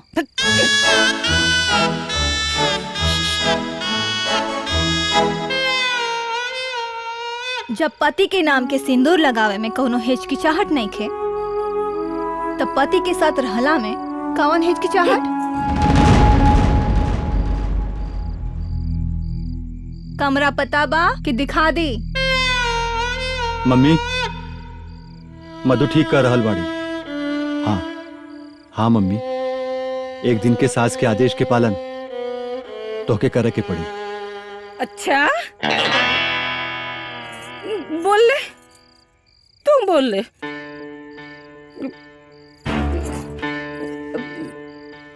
अपने बेटी क्यों जाता नहीं? बेटी बाड़ी सुना हमार ज्यादा सुन जा। चली जी अंदर, चली चली चली ना। सुन बात सुन। पगला कल बड़ी करे हमरा के देख के बड़ी बंद कर दिया नटुल्ली गंदी। हमार दूसरी बिटिया बा ना, ओकरे यहाँ जाओ। ए बड़को, तू तो हमार दुलारी बेटी, हमार करेजा के टुकड़ा है। हम तो मतलब चले जी अंदर। सुना आई बड़ी चिकना है रंजिता। अरे रंजिता, ये बड़ी खोल ना रे रंजिता। अरे लंगोड़ी खोल रे। हिम्मत कैसे पड़ा तो तोनी करे कि मतारी के तोनी के देख के कि बड़ी बंद के नहीं कसम खोलत। अरे मतारी खाती तोनी के दरवाजा बंद करत रे। कुछ नहीं के काम करत तोनी के रे। आय एना से हमरा ही टुकड़ा पर पड़ा तारी सन और हमरा ही थोरिया में छेद कर तारी रे। अरे दादा हो दादा, अरे बाप रे, अरे हम ऐसा ना देखली रे जौन रंग बदले। अरे भगवान रे कुचरी रे मंत्रा, तोरा टुकड़ा पर हमरे का पड़ा नहीं सरे। कुछ रही काका के ते हमनी के घर बर्बाद कर देले, ससुराल से छुड़वा देला। हमनी के अपना ससुर से बुला के हमनी के मर्द का नौकर बनावली। नौकर ना दीदी, कुकुर कुकुर बना के रख। अरे बस बस ना कहे के। चुप रही रवा, हमनी का बुद्धि भ्रष्ट कर ले भी आई। न मरद के मरद बुझनी सन, न सास के सास बुझनी सन, खाली एकरा चलते आई हमनी के छोड़ के भागत रहे। अरे माई हऊ ना कहे के जोन अपना बेटी सबके घर बर्बाद कर दिलस, ओइसन माई कौन काम के? अरे जौन अपना बेटा पतो के खुशी में आग लगावत या वो कैसन माई? अरे ई माई ना विपत हियो विपत। अरे बाप रे! ये हमार घर है हमार। थूकता नहीं तोरा ऐसन घर पर। हमरा के ना रहे के बा। हमनी के अपन ससुरा बस जाता नहीं सन। चल जी, ए बुढ़िया के संग अब केहू ना रही। चल जी, अब्बे के अब्बे हम जाए। 1 मिनट ना रुकबे घर में। चले।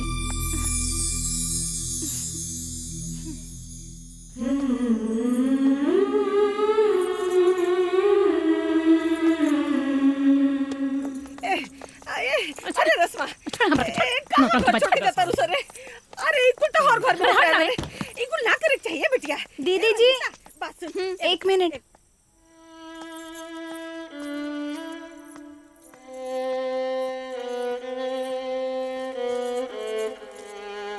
भले कुछ दिन खातिर, बाकी हम रवा लोगन के छोट भौजाई हैं। बेटी लोग के अपना घर से खाली हाथ ना जाए के।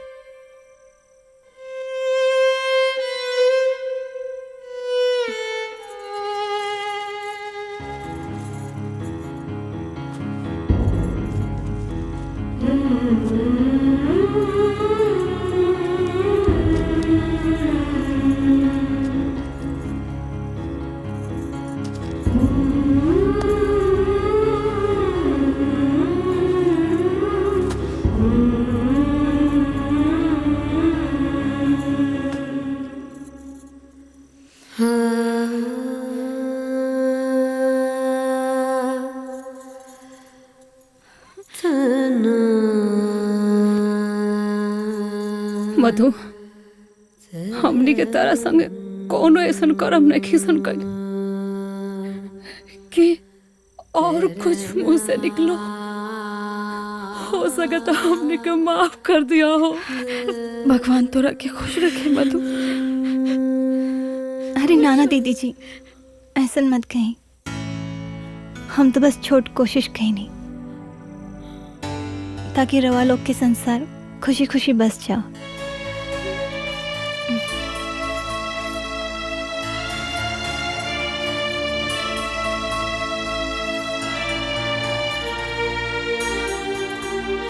खुशी रहा, खुशी रहा। खुश रहा, खुश रहा, सुखी रहा।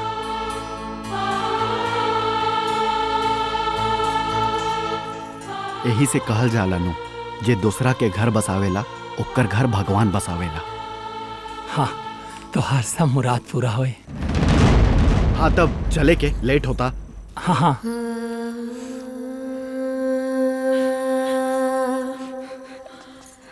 खुश रहो बेटी, खुश रहो।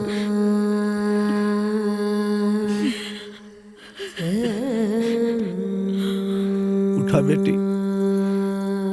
हर बाप का इच्छा होला कि ओकरे औलाद के घर बसे। खुश रहो।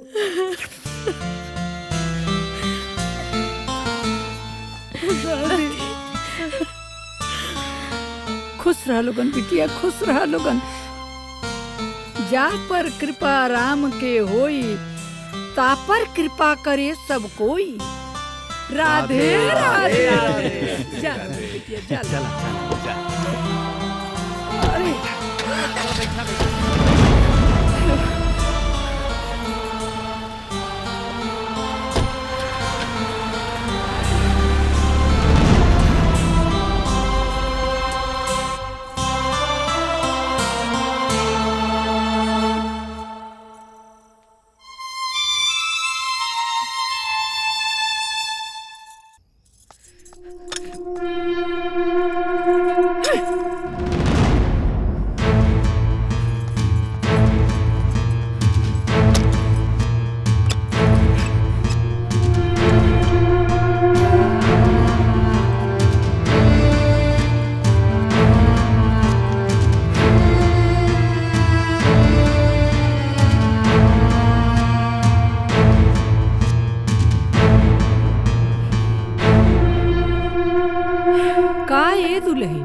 आज रात भर रात्रि भ्रमणे हुई क्या? ना दादी जी, अभी दिशा दिखा होता नहीं।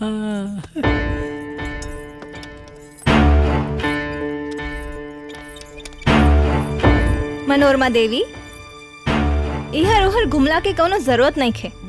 जहाँ राउर जगह बा ओहिजा जाए के जरूरत बा, और यही में राउर भलाई बा। हमार बात सुनाई नहीं की देत का कि बुलाई पुलिस के?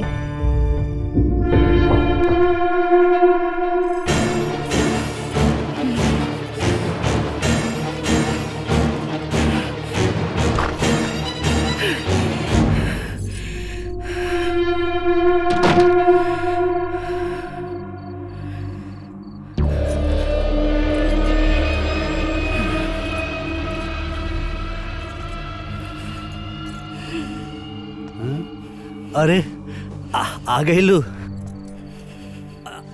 आ सुता। चुप! दबा दे टटुआ भी टेबल जेबा। सुता! तक ये वजह छोड़ देते जब मन कर दबा के सो जाइए। हम गमछे पे सुत रहा।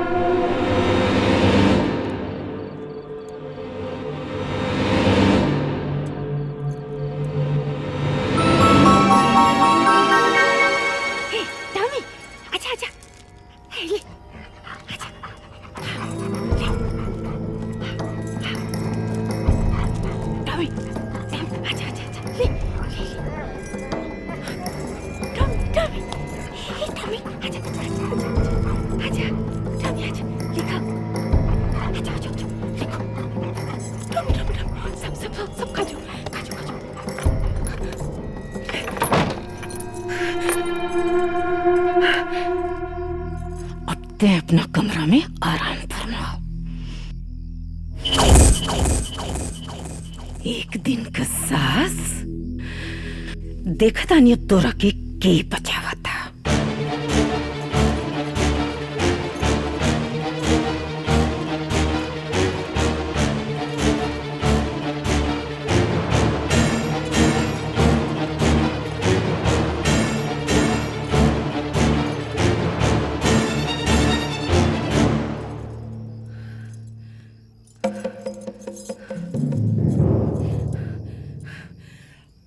अरे बाप रे!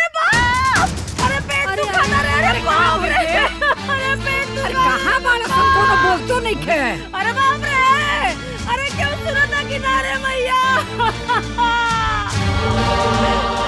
अरे मैया अचानक कहाँ हो गई रे तोरा? पेट दुखा था रे पप्पा रे, जान गए रे मैया। अरे बाप रे, जान गए रे। माजी काबिल, माजी माजी काबिल, माजी। अरे मनोरमा काबिल तो के माजी काबिल, माजी। अरे पेट दुखा था जी। डॉक्टर की बुला लाओ। नहीं नहीं, गरम पानी बेटा। अरे माई रे। मधु जल्दी लेके आओ। माई घबरो जी, ठीक हो जाइबे। मधु जल्दी पानी लेके आवा।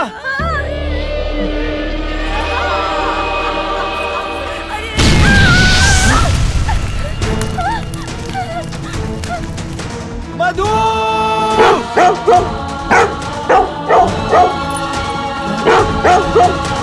अरे मधु, आग लग गई।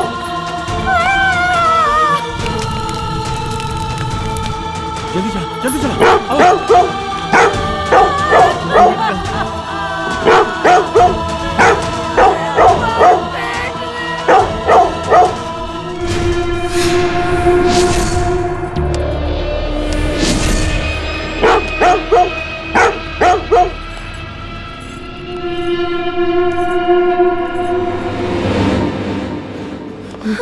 चल बाबू, जल्दी ले चल। अरे कहाँ हो गई बिटिया? अरे ये सब गई। हमरा साथ ठीक ना कहीं माँ जी। होनी हो गई रे भगवान। तू ही रक्षा करिया हमरे बिटिया। चलो जल्दी चलो। अरे नहीं।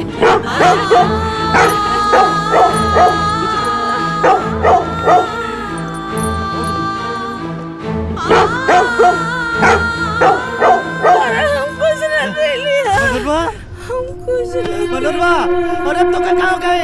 मनोरमा!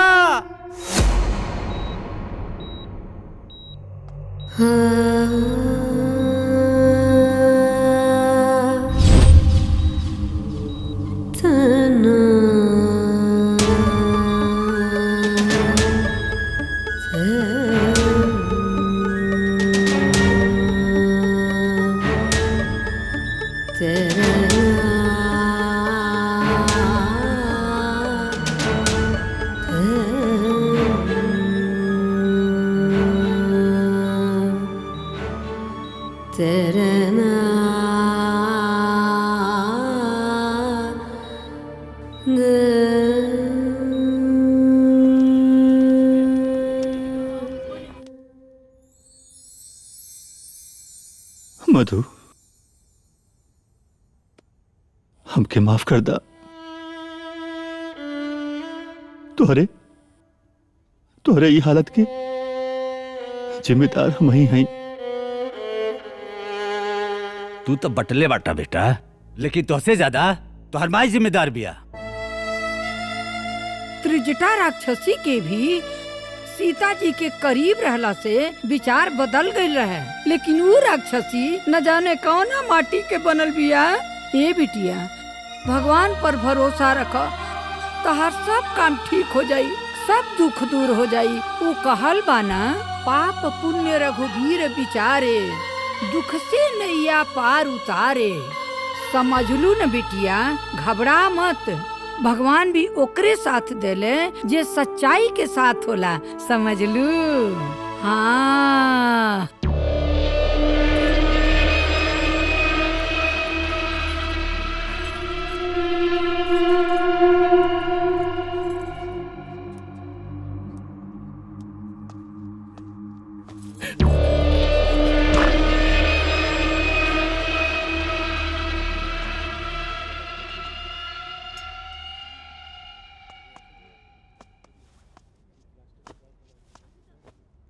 मम्मी, मम्मी, मम्मी, हमके पता बा कि तू हमार बात सुना तारू। वो एगो इंसान ही हस। तो के जौन करे के रहा तू कर ले लू। अब तोहर पाप के घड़ा भर चुकल बा। भगवान भी जुर्म बर्दाश्त ना करी है। खैर, काल कोर्ट में तारीख बा और मधु वहां जरूर जाइए। वो तोहरे जुर्म के जीता जागता सबूत बिया। अब तू सोचा कि तोहरे साथे का होई। तू के मारे के प्रयास कैलू है ना? का मिलल? तू अपना हाथे अपने बर्बादी का गड्ढा खोद ले बाड़ू। सोचा अब का होई। दहेज उत्पीड़न और हत्या के प्रयास में तो के उम्र कैद के सजा होगी। तोहार जीवन खत्म। चला बेटा।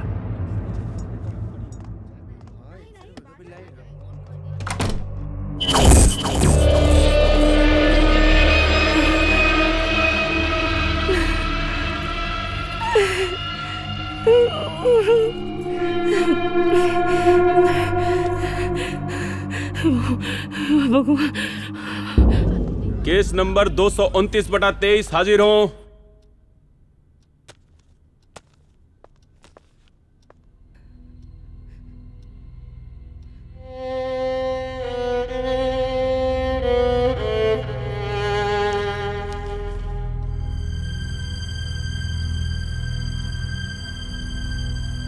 रहुआ हमरा साथे ठीक ना कहनी माँ जी।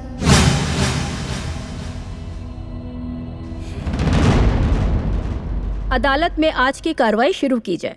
माय लॉर्ड, ये कहने में कोई अतिशयोक्ति नहीं होगी कि मनोरमा देवी इंसान के रूप में जल्लाद है। इन्होंने मेरे मुवक्किल मधु जी को निर्भयता पूर्वक जला के मारने का प्रयास किया है। ऑब्जेक्शन मिलॉर्ड, मेरे काबिल दोस्त बिना किसी सबूत के मेरे मुवक्किल पर इल्जाम लगा रहे हैं। क्या ये गलत नहीं है? Objection overruled. आप बैठ जाइए।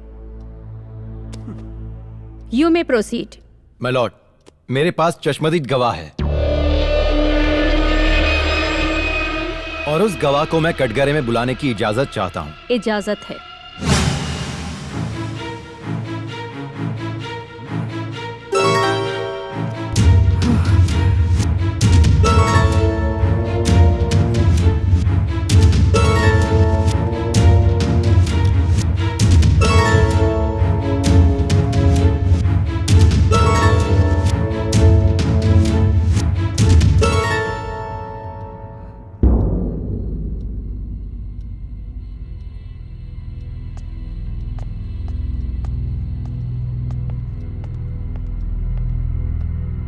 गीता पे हाथ रखकर कसम खाइए, जो कहेंगे सच कहेंगे, सच के सिवा कुछ नहीं कहेंगे। जौन हम कहब सही कहब, सही के अलावा कुछ हो ना कहब। हाँ तो चंद्र प्रकाश जी, आपने क्या देखा? अदालत को सच्चाई बताइए। जज साहिबा, ई औरत मनोरमा देवी हमार मेहरारू हिया। जज साहिबा, ई कब्बो मधु के पसंद ना कैली।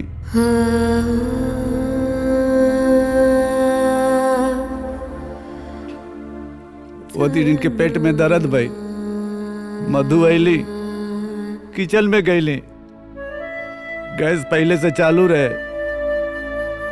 मधु बिटिया लाइट जलौनी और आग लग गई। हमके पूरा भरोसा बा कि गैस ये खुले हुई हैं। ऑब्जेक्शन मिलॉर्ड, ये आदमी सरासर झूठ बोल रहा है। Objection overruled. आप बैठ जाइए। You may proceed. मिलॉर्ड, मेरे पास और भी गवाह है और मैं अदालत के सामने उन्हें पेश करने की इजाजत चाहता हूं। इजाजत है।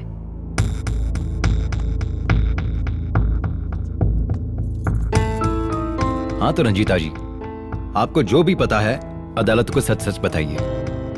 जज मैडम, हमरो के यह बुझाता ये एक ने काम है। जज साहिबा, इस सारा किया धारा हमरा माई के है। ऑब्जेक्शन मिलॉर्ड, ये औरत सरासर झूठ बोल रही है क्योंकि उस रात तो ये लोग घर पर थे ही नहीं। Objection overruled. प्लीज आप बैठ जाइए। You may proceed. मिलॉर्ड, चलिए मान लिया कि पिछली रात ये लोग थे नहीं, लेकिन वहां मौजूद थे मधु जी के पति मिस्टर प्रभात, और मैं मिस्टर प्रभात को कटघरे में बुलाने की इजाजत चाहता हूं। इजाजत है।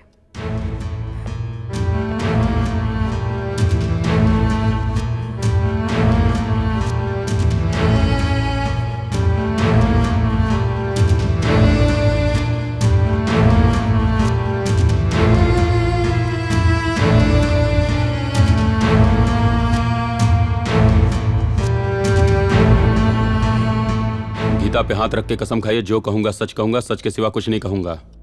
मैं जो भी कहूंगा सच कहूंगा, सच के सिवा कुछ नहीं कहूंगा।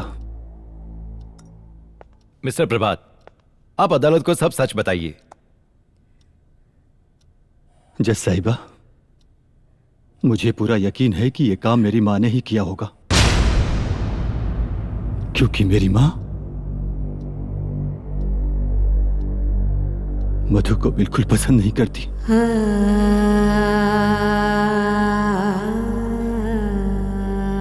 उस दिन जो वार मेरी माँ और मेरी बहनों पे हुए थे, वो वार मधु ने उन पर नहीं किया था, बल्कि मेरी माँ और मेरी बहनों ने खुद से खुद पर वार करके मधु के ऊपर झूठा इल्जाम लगा दिया था। मिलॉर्ड, मेरे मुवक्किल की हालत और मनोरमा जी की झुकी निगाहें इस अदालत में चीख चीख के कह रही है कि मनोरमा देवी ने गैस खोला। उन्होंने बीमारी का झूठा नाटक भी किया ताकि मधु जी आए, उनसे पानी मांगे, वो किचन जाए, गैस खोले और गैस में आग लग जाए और वो जल के राख हो जाए। मनोरमा देवी ने हत्या का प्रयास किया है और इन्हें अटेम्प्ट टू मर्डर धारा आईपीसी 304 और दहेज उत्पीड़न में आईपीसी 498A के तहत कड़ी से कड़ी सजा सुनाई जाए, यही मेरी कोर्ट से दरख्वास्त है। That's all, Your Honor. Objection milord, मेरे काबिल दोस्त तो तुरंत सजा ही सुना दिए, जैसे कि ये खुद ही जज हो। योर ऑनर, मैं मधु जी से कुछ सवाल पूछने की इजाजत चाहता हूँ। इजाजत है। Thank you milord.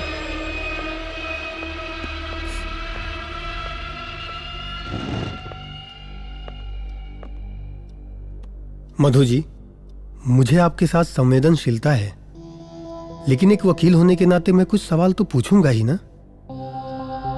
क्या आपने मनोरमा देवी को गैस ऑन करते हुए देखा था?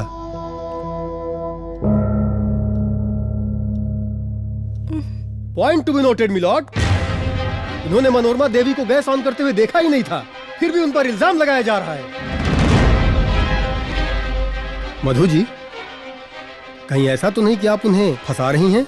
ऑब्जेक्शन मिलॉर्ड, जिसके पति ने जिसके खिलाफ गवाही दी है, ये तो खुद फंसी है। मधु जी, सच्चाई बताइए।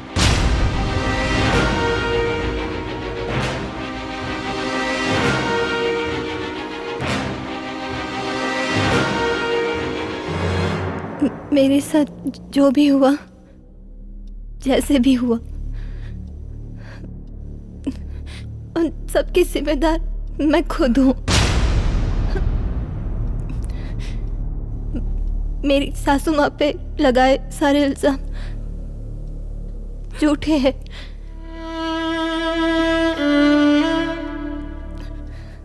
गलती मेरी ही थी जज साहिबा, मैंने ही गैस को ऑन छोड़ दिया था। इन्हीं लोगों के चलते तो मैं बच पाई। कमी मुझ में ही है जज साहिबा। ना मैं अपनी माँ की उम्मीदों पर खरी उतर पाई, ना ही अपने ससुराल वालों का दिल जीत पाई। शायद भगवान ने मेरे नसीब में ससुराल का सुख ही नहीं लिखा। शायद मैं उन नसीबों वाली बहू में से नहीं हूँ जिनकी अर्थी उनके ससुराल से उठती है।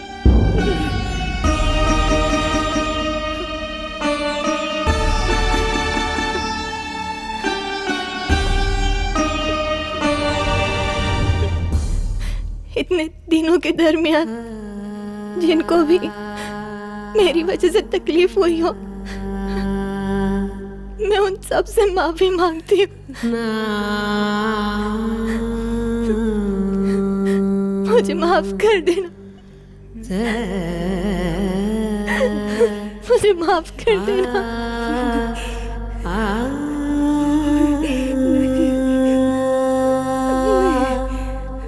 मधु जी, कोर्ट द्वारा दिए गए 24 घंटे का वक्त समाप्त हो गया है।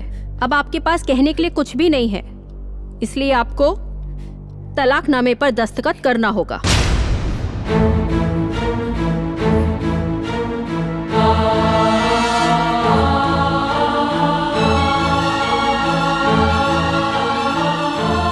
लीजिए, दस्तखत कीजिए यहाँ पर।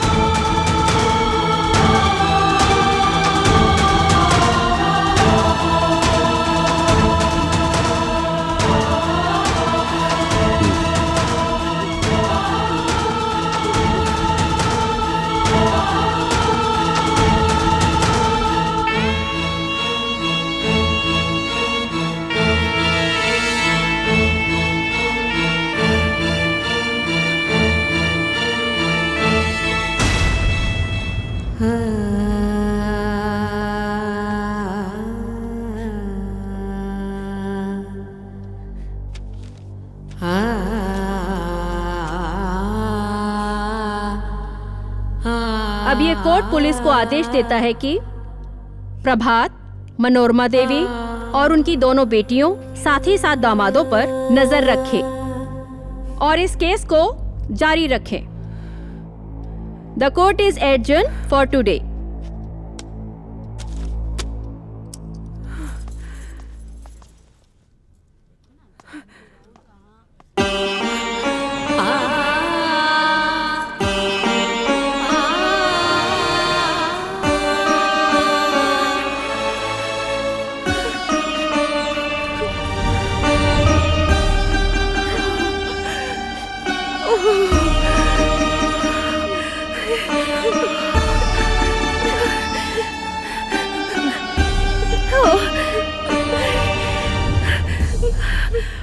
हम मानर तो ना रही, हम पागल भी ना रही, फिर हम तोरा के कैसे ना समझ पाई नहीं बिटिया, कैसे ना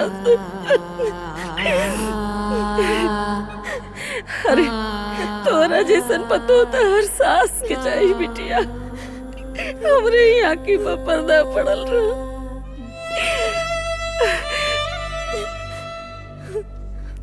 हमके हमरे कर्म का सजा जरूर मिली, जरूर मिली।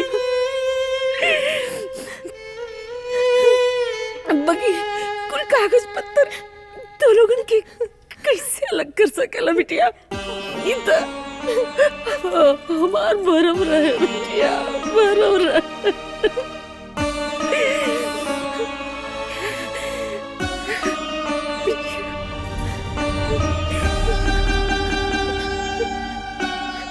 जैसन पुतो ई जन्म में ना रहे, अगला 7 जन्म तक चाहिए बिटिया।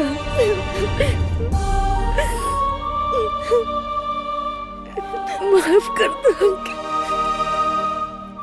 माफ कर दो बिटिया।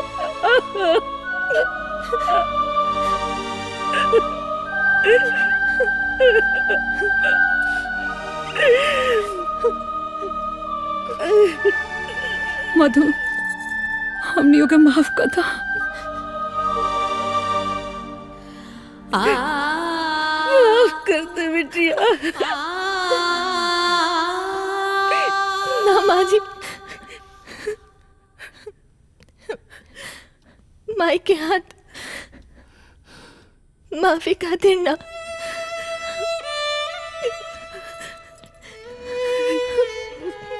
आशीर्वाद खातिर होला।